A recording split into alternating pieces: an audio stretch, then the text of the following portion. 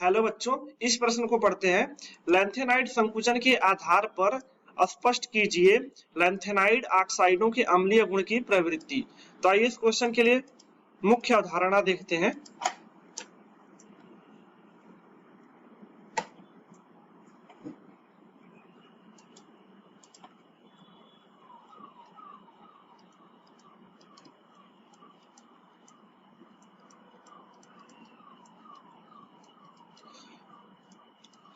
आपको लैंथेनाइड संकुचन के बारे में पता होना चाहिए।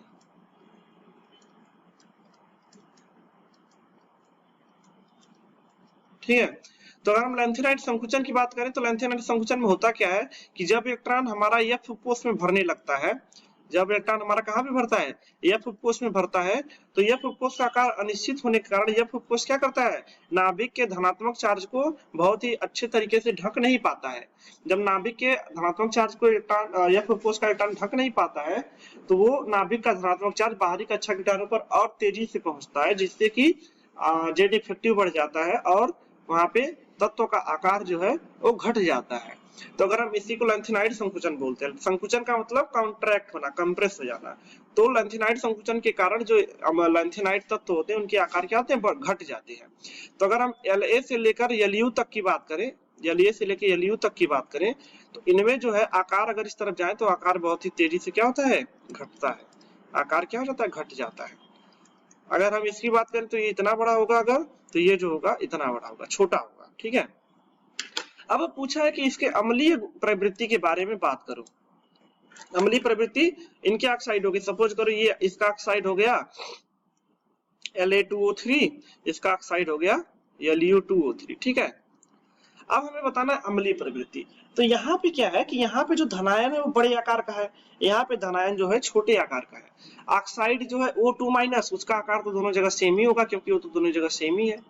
यहाँ पे ऋणायन दोनों जगह सेम ही है। अब हम बात करें तो यहाँ पे धनायन और ऋणायन का आकार लगभग समान है, तो इनके बीच में जो बंध बनेगा वो किस प्रवृत्ति का होगा, आयनिक प्रवृत्ति का होगा, आयनिक प्रवृत्ति का होगा। और इसके बीच में जो बंध बनेगा, इसमें क्या धनायन छोटा है ऋणायन बड़ा है, तो इसके के बीच में जो बंध बनेगा वो सहसंयोजी प्रवृत्ति का होगा, सहसंयोजी प्रवृत्ति का होगा। ठीक है, अब हमें पता है कि जो आयनिक कंपाउंड होते हैं, आयनिक यौगिक होते हैं, आयनिक यौगिक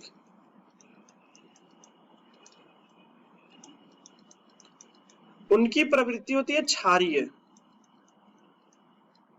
और जो सहसंयोजी यौगिक होते हैं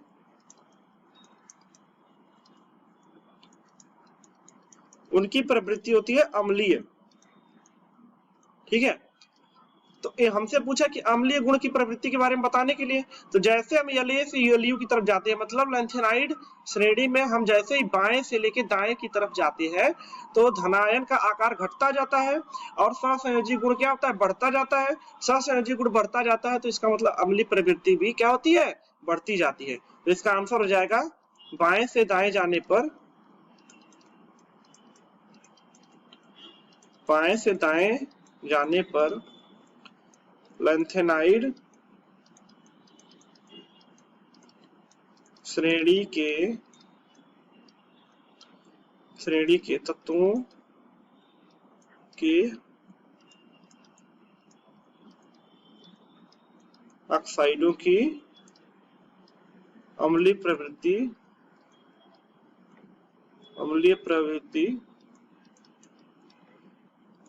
बढ़ती जाती है।